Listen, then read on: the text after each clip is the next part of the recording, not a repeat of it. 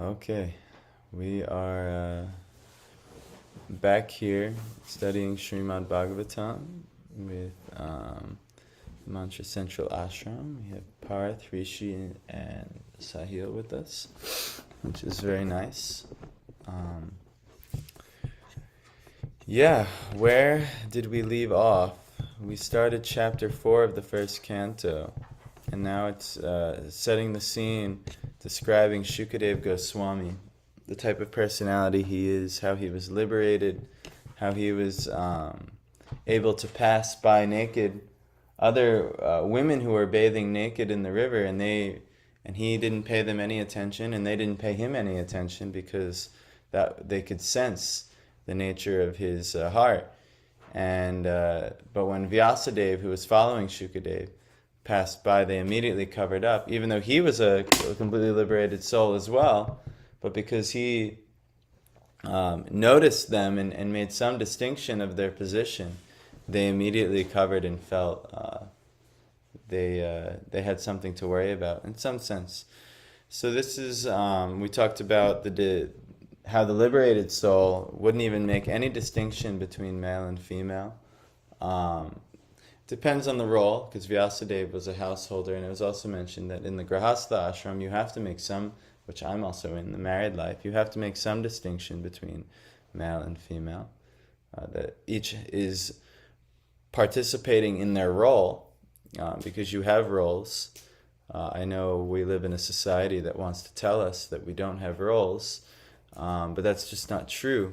You know, for instance, if my wife were to have a child, you know, her role would be to literally use her body to form the child and to nourish the child.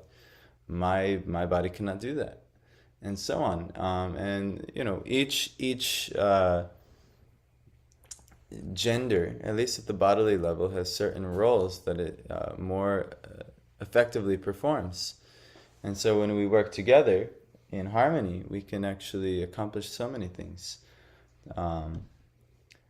But anyway, the liberated soul understands things from the soul level and realizes that, yes, you may have a male body and she may have a female body, but she was probably a male in many previous births, and you are probably a female in many previous births. At the soul level, this male and female distinguishing, this isn't actually the case. Actually, we find, it'll be revealed later in the Bhagavatam, that actually all of us, the jiva, the living entities, all actually inherently are of the female nature. And God is the Purusha, or that original, Krishna is the original masculine nature. But that's teaching down the road. But anyhow, the liberated soul isn't making bodily identifications. This is the kind of the essence of where we got to. And now we are going to continue on with this pastime here. But before we do, we will glorify the gurus and the personalities of Godhead who are connecting us. So I will share the screen here for the Zoom or for the YouTube people, and I will also give this to you, Parth, and chant along.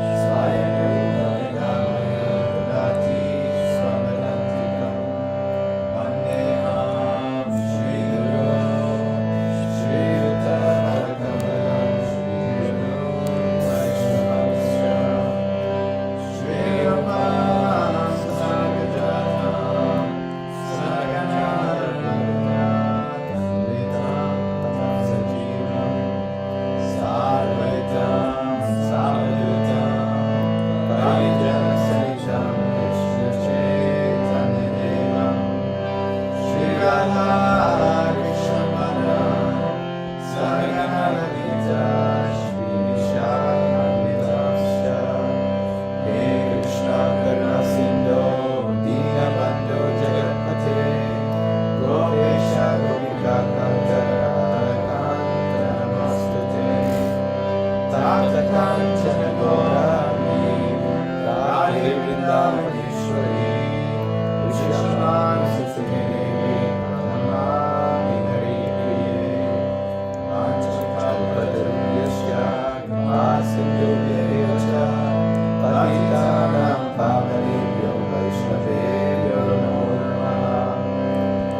Jai Shri Krishna Chaitanya Prabhu Nityananda Shri Advaita Gadadhara Sivasadi Gaura Bhaktavinda Hare Krishna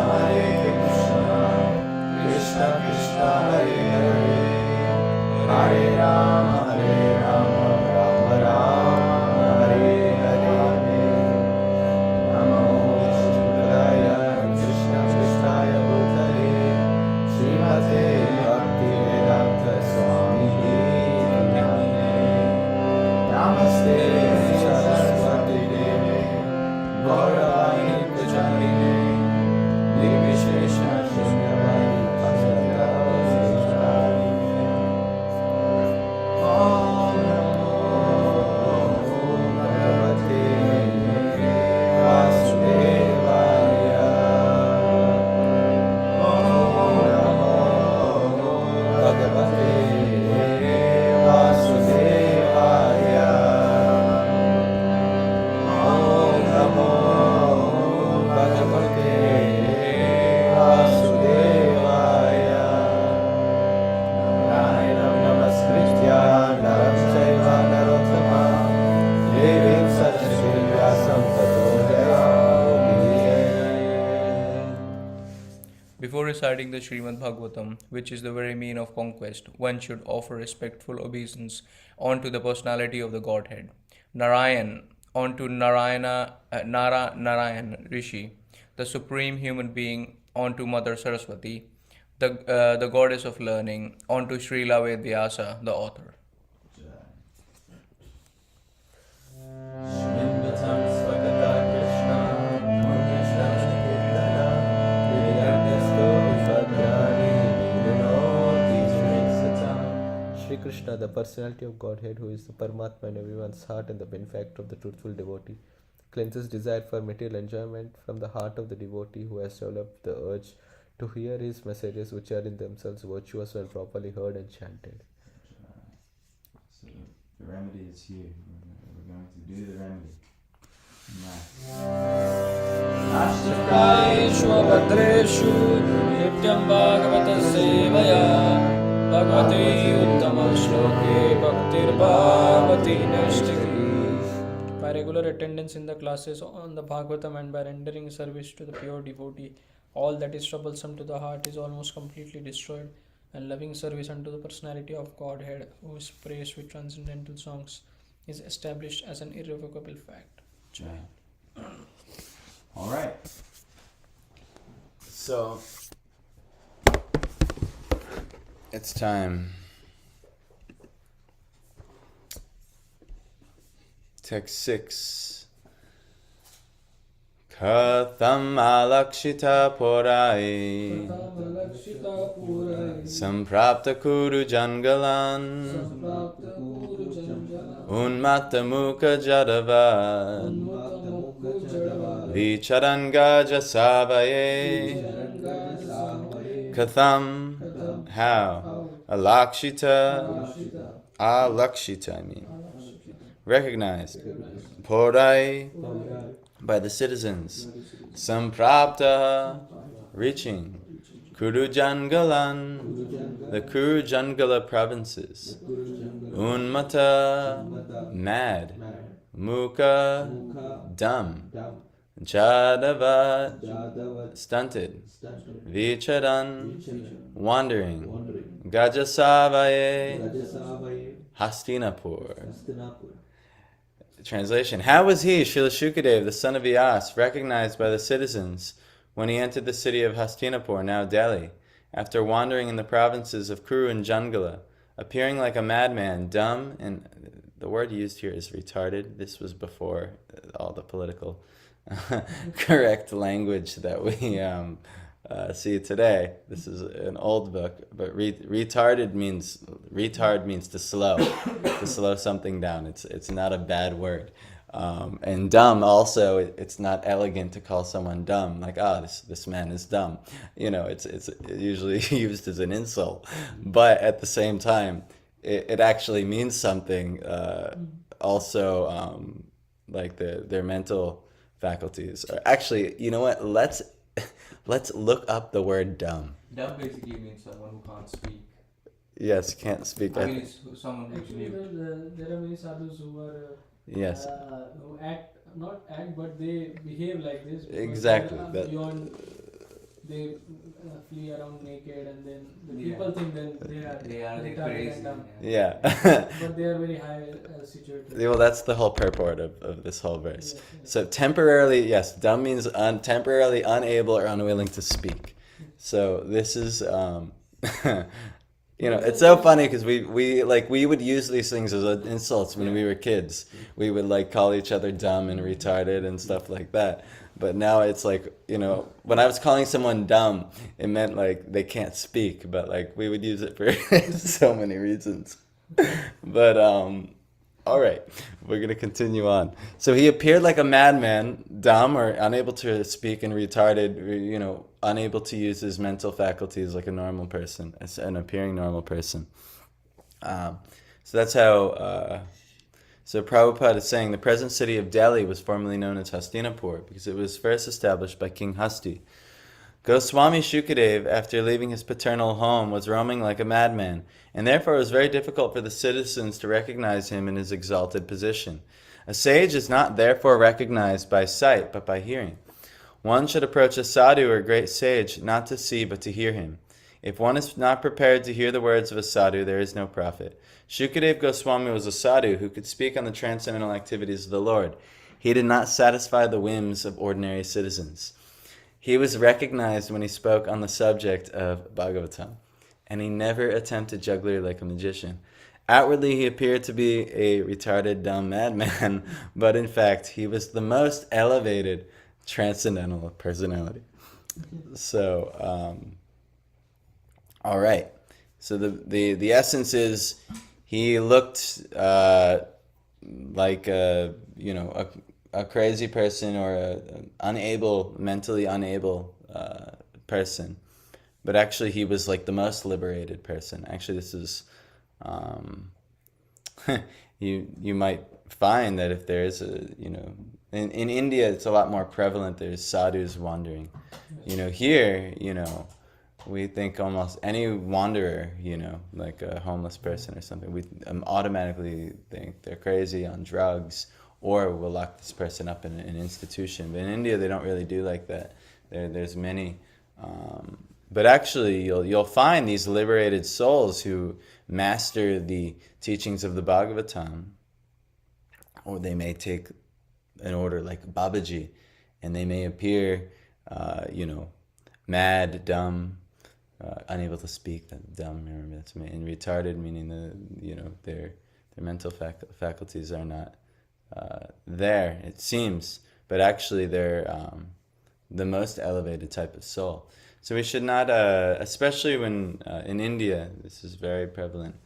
You should offer all respects you should always offer all respects unto everybody, but especially when going to a holy place, you should not make these type of assumptions. Like, oh, who's this very interesting character? Because he might actually be an incredible character. Actually, it's recommended, Prabhupada recommends we don't go to, in the beginning when we go to Vrindavan, we don't stay for very long, because we'll inevitably make this type of mistake, and then we'll make a great offense to a great personality just by our limited understanding of how we judge people. So anyway,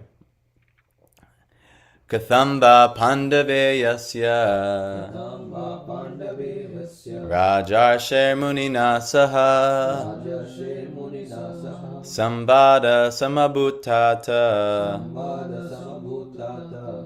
Yatraisha Satvati Shruti. How did it so happen that King Parikshit met this great sage, making it possible for this great transcendental essence of the Vedas, Bhagavatam, to be sung to him? So now Shaunaka is speaking, if you haven't picked that up.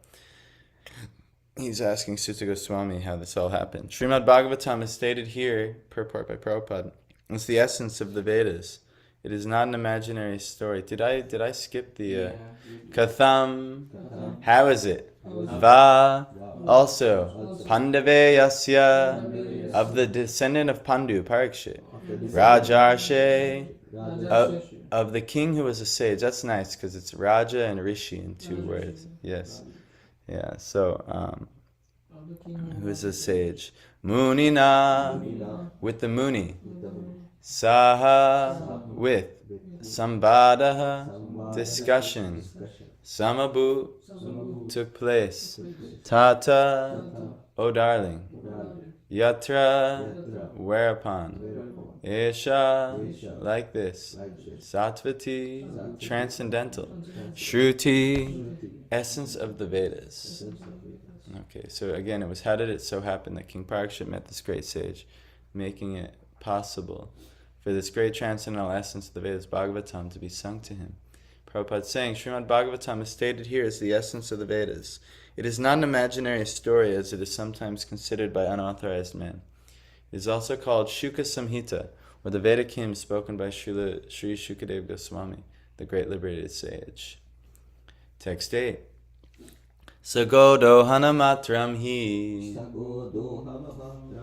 griheshu grihamedinam avekshate mahabhagas tirthi kurvam stadashramam saha hi, being Shukadev Goswami. Go dohanamatram, only for the time of milking the cow. He, certainly. Griheshu, in the house. Grihamedhinam, of the householders. Avekshate, waits. Mahabhagaha, the most fortunate. Tirthi, pilgrimage. Korvan, transforming. Tat ashramam, the residence. Translation: He, Shukadev Goswami, was accustomed to stay at the door of a householder only long enough for a cow to be milked, and he did this just to sanctify the residence. Purport by Prabhupada. Shukadev Goswami met Emperor Parikshit and explained the text of Srimad Bhagavatam.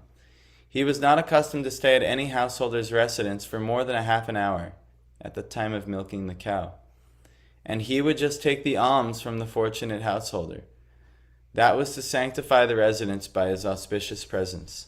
Therefore, Shukadev Goswami is an ideal preacher established in the transcendental position. From his activities, those who are in the renounced order of life and dedicated to the mission of preaching the message of Godhead should learn that they have no business with householders, save and except to enlighten them in transcendental knowledge. Such asking for alms from the householders should be for the purpose of sanctifying his home.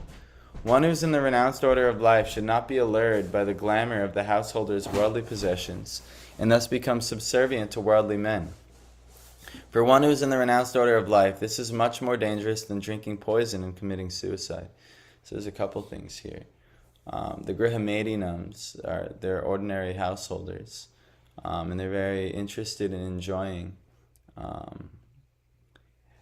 enjoying wife, children, family life, opulences of money, all these things. So the renounced person or the liberated person like Shukadev Goswami, he has no business associating with the majority of people of the world, like the householders, who are trying to enjoy the material world in their ignorance.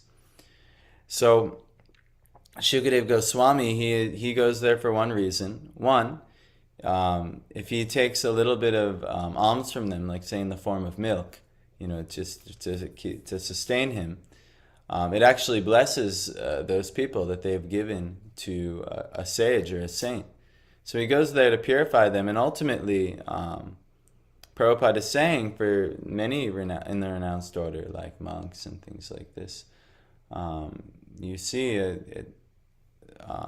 they could very much get very attached to the opulences of their householder disciples or anything like that. This is very possible.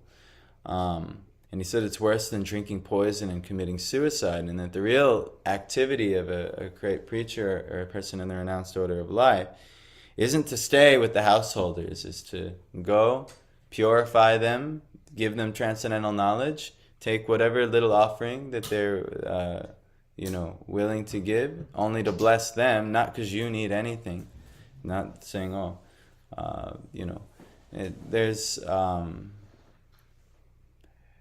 yeah, this is something, that's gonna it's important, because you do need resources to operate. Even we're seeing practically here, trying to operate this small center, there's some resources that are needed, but at the same time, you have to understand that you cannot demand anything of anyone. And actually, if they give, it's their great blessing. So the someone in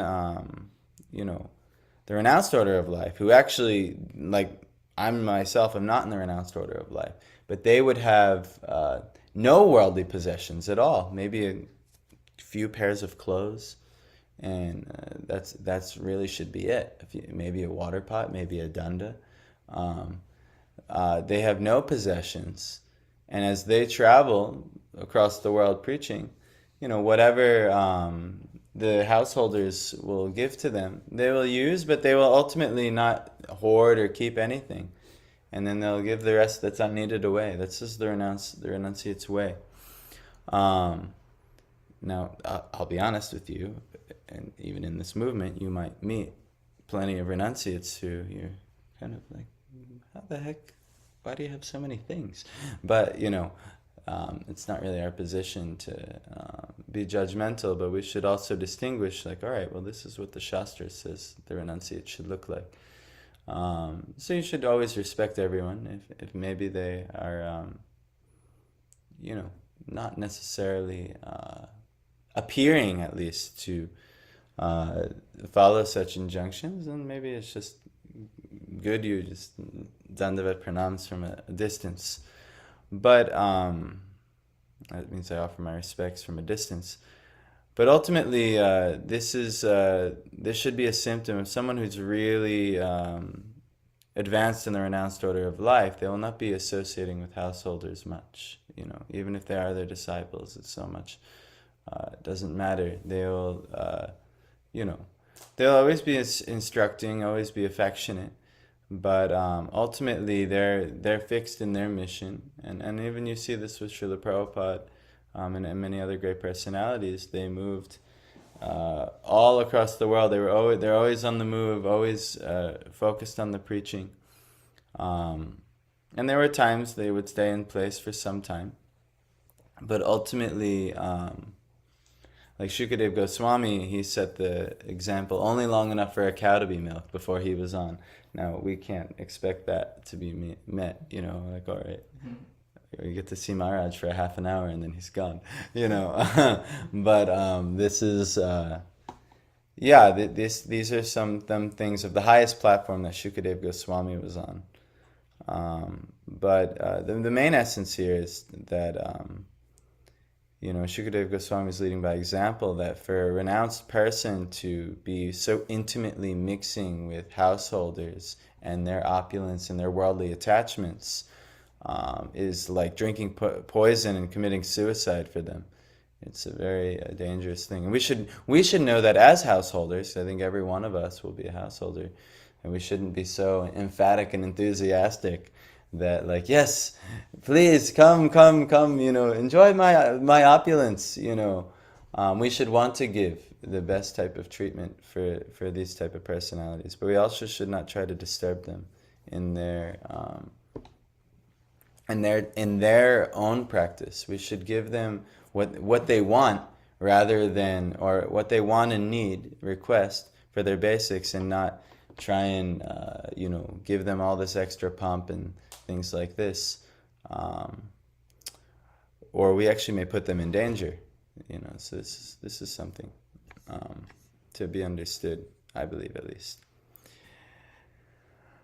Abhimanyu sutam suta prahur bhagavatotamam tasya janma mahascharyam karmani cha grinihinaha Abhimanyu sutam, the son of Abhimanyu. Suta, Suta, Prahu is said to be Bhagavatutamam, the first class devotee of the Lord. Tasya, his, Janma, birth, Maha Ashcharyam, very wonderful. Karmani, activities.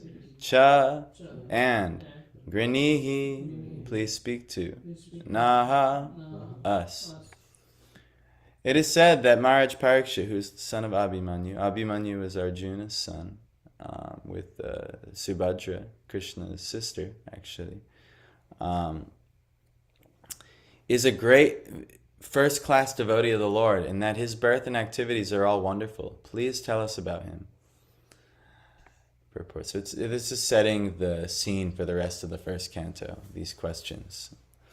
The birth of Maharaj Parikshit is wonderful because in the womb of his mother, he was protected by the personality of Godhead, Sri Krishna.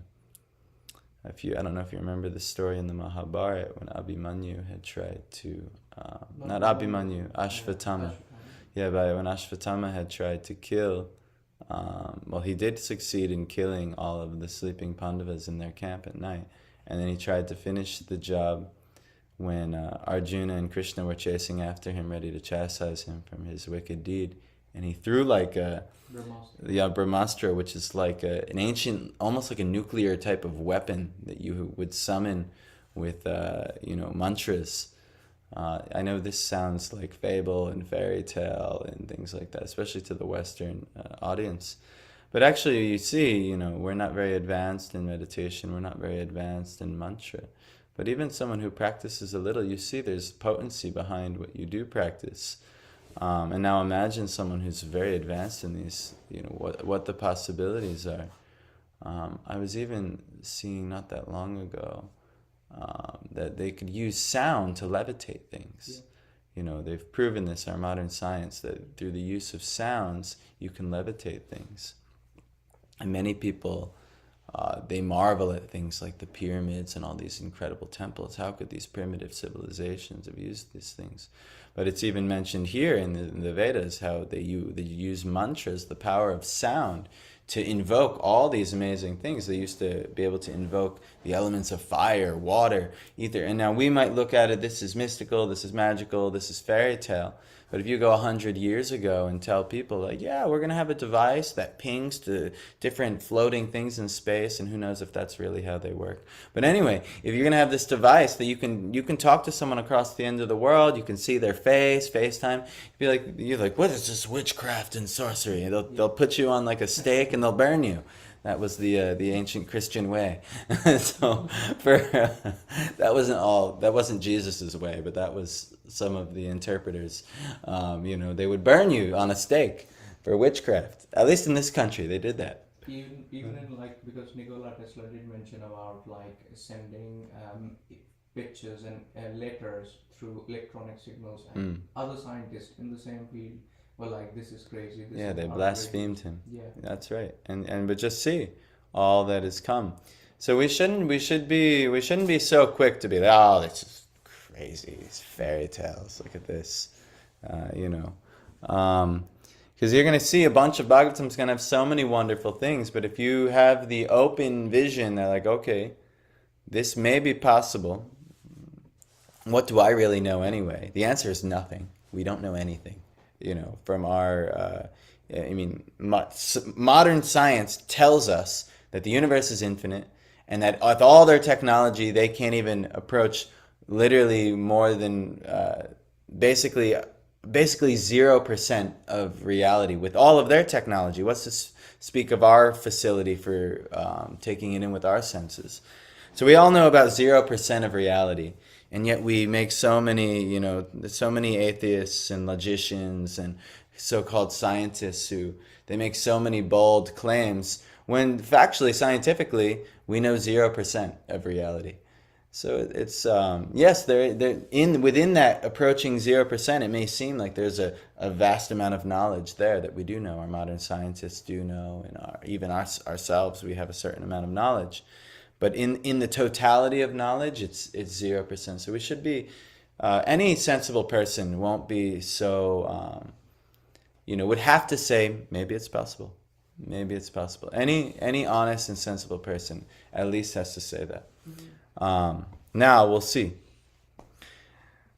The birth of Maharaj Parikshit is wonderful because within the womb of his mother, he was protected by the personality of Godhead, Sri Krishna.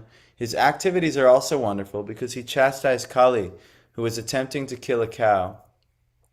To kill cows means to end human civilization. Oh, welcome to the end of human civilization. He wanted to protect the cow from being killed by the great representative of sin. His death is also wonderful. That wasn't an ordinary cow, by the way. His death is also wonderful because he got previous notice of his death, which is wonderful for any mortal being.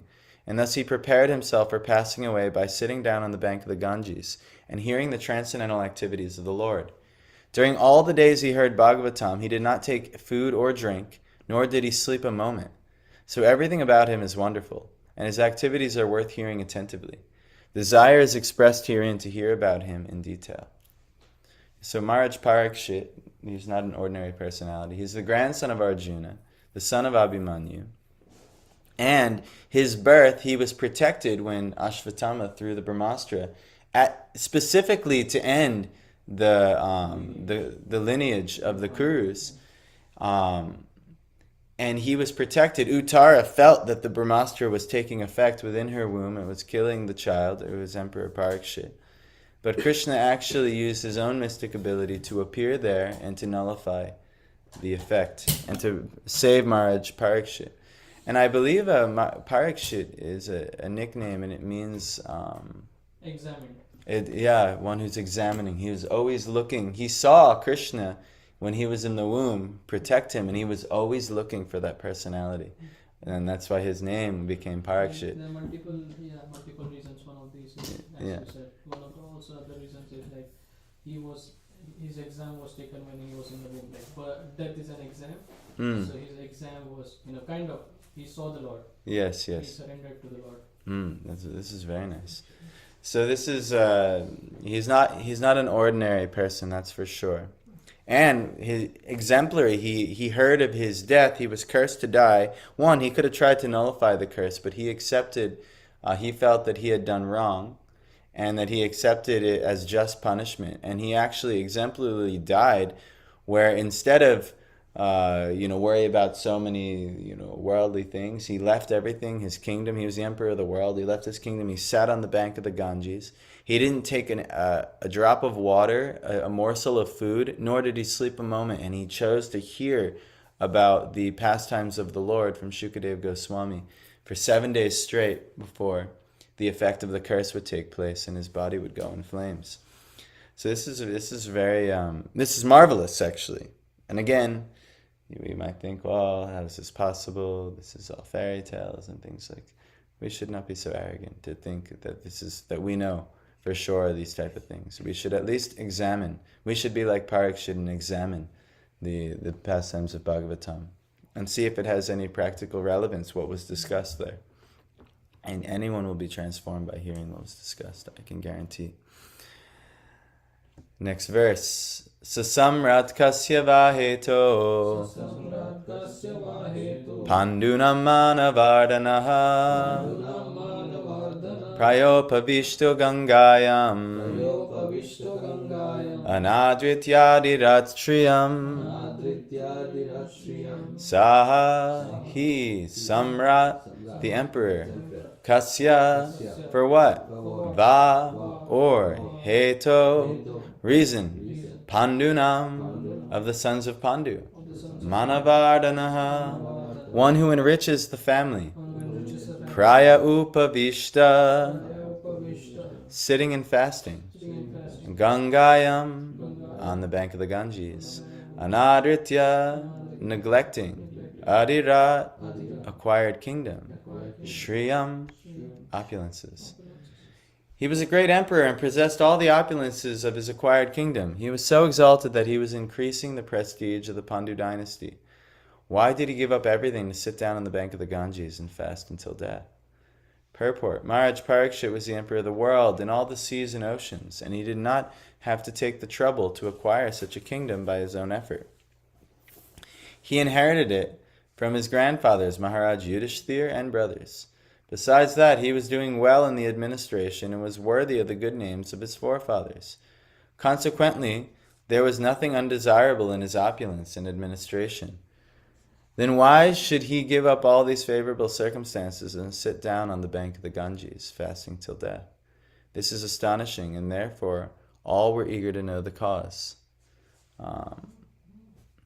So this is one thing, if we look back the 5,500 years, if we look what was going on in the world, we have some idea from our archaeological and anthropological studies of different advanced civilizations. But you see, Europe was in like a hunter-gatherer type of mode. That's what the Europeans, who now rule the world, was primarily of European descent. It's shifting, but right now the higher tier of rulers are almost exclusively out of Europe. Even at the financial sectors in London, the religious sectors in the Vatican in Rome, and even the military sectors, which you would probably say NATO, and it's now in the USA, but this is all of European kind of descent and creation. And actually, all three of those, the religious, the financial, and the military sectors, are all being operated by a group of rulers that we don't see and know about. But yes, they're European, at least for the most part. There's also a lot of Hebrew influence as well. But anyway, definitely not getting into that.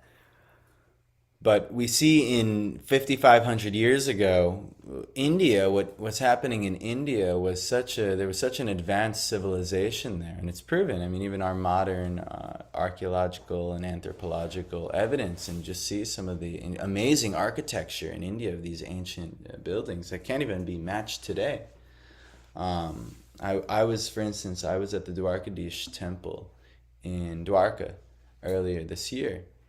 And I was marveling at this beautiful architecture of the Dwarkadish temple. And I stayed in the ISKCON guest house in Dwarka, and it's a very small ISKCON. Actually, there's more activity here, surprisingly, than there's going on at ISKCON Dwarka with all the devotee activities, or comparably. But I was shocked, I would go on the roof and I would chant, and I'm just looking across. The whole city of Dwarka is like built around this Dwarkadish temple, and it was just incredible to look at the architecture of this beautiful temple, this ancient temple, and there's many like it. This isn't So what was happening in India 5,500 years ago? Especially the world, by and large, and now India is coming up, but primarily India had been reduced to almost almost like a type of slavery for many years, many years, and so and same with Africa and so on, by the Europeans, but the white man, and then somehow I get associated with it because I somehow came in the genealogy. But anyway, but this is actual factual. But these civilizations, even in Africa, like the ancient Egyptians, and in India, they were so far more advanced, while the Europeans were wandering in the grass hunting, and yet now anything non-European or now, what's going on back there? Tape is falling. That's some like animal or something. Or even now non-Judeo-Christian, which is now also runs so many things, is demonized as or just considered primitive or something like this. But this is actually a very deep and inappropriate prejudice. So we actually see Maharaj Parikshit in the stories of the Mahabharata and these ancient epics, they're all reduced to fable and mythology at this point by the modern social paradigms. But this is just before the social paradigms that existed were even made any real tangible evolution. They can't actually measure it because they were yeah, they, truthfully speaking, associating with my genealogy as the white man, we actually are quite primitive and arrogant in our understandings of the world. So anyway, I feel like, and I've been instructed, at least our acharyas would tell us that we should not make these types of assumptions and reduce these things to mythology and fairy tale or fable. Really, we have no evidence for that, other than the social paradigms that exist, who have all kinds of advantages to reduce these type of things to that. They don't want to acknowledge the advanced nature of the ancient civilizations that came before their current social paradigm of so-called advancement. So anyway, we should hear this. We'll learn a completely different paradigm of what was prioritized, the spiritual, how important the spiritual was to such a society. And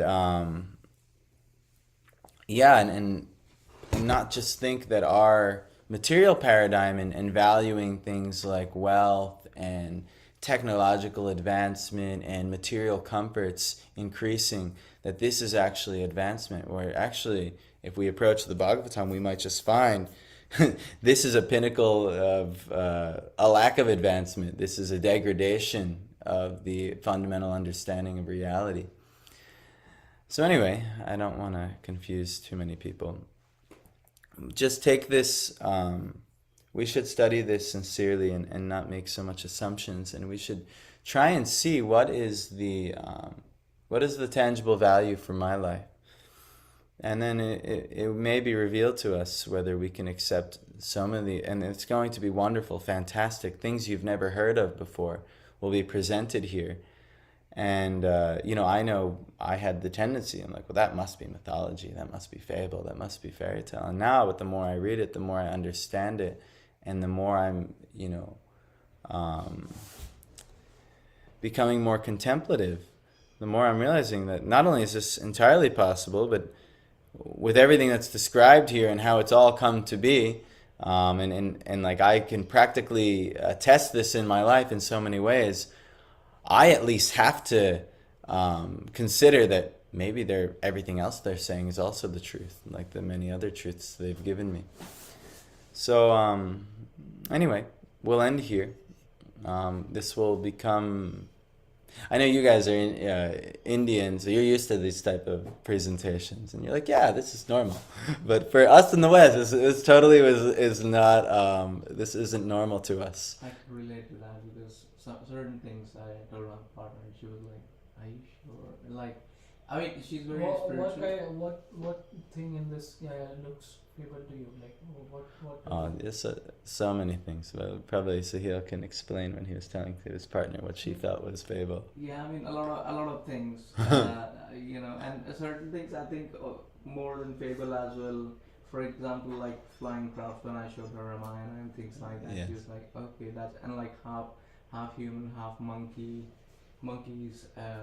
vanaras, basically Yes, the yes. concept of that. So certain things were, although she believes in all of that, but on a practical level, contemplating that becomes more difficult. And I think another aspect which becomes very difficult for seeing like people in the West is the aspect of surrendering some, because I think because in the material world we are so much driven by ego that comes in between. Because there was a scene in particular in Ramayana, there was the guy who takes Prabhu Ram and Sita Devi and Lakshman on his boat, and he washes his feet before Kevat. So he washes Sri Ram's feet before putting him onto his boat, and then drinks that water. And that was something that was like very troubling to her. She was like, how can someone do that? Yeah. But she did not realize that this was the Supreme Lord. Yes. It's a very different culture. It's a very different understanding of the world. I mean, just wait till you get to the cosmology section in the 5th canto, it's a completely different presentation than what our modern. Usually, well, I believe why Indians believe it because they kind of understand the power of mantras.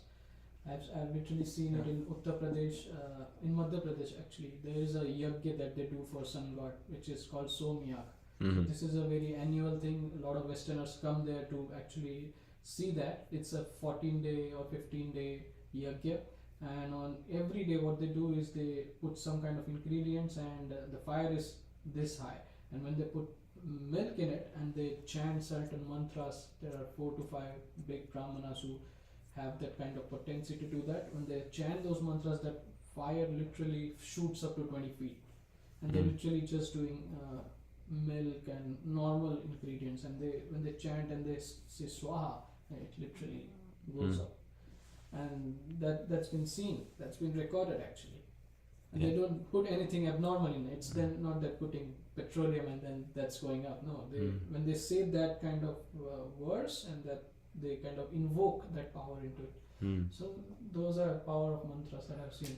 Yeah, and to answer your question, there's just so many things, like he's saying. I mean, flying craft. Now we have flying craft in the West, and we all take them all over the world. But all kinds of things. And now even, they're contemplating. I know scientifically they've worked on half animal, half human type of hybrid type of disgusting situations in the labs. But yeah, these things are just so chalked up to fable because it's so out of the seemingly ordinary.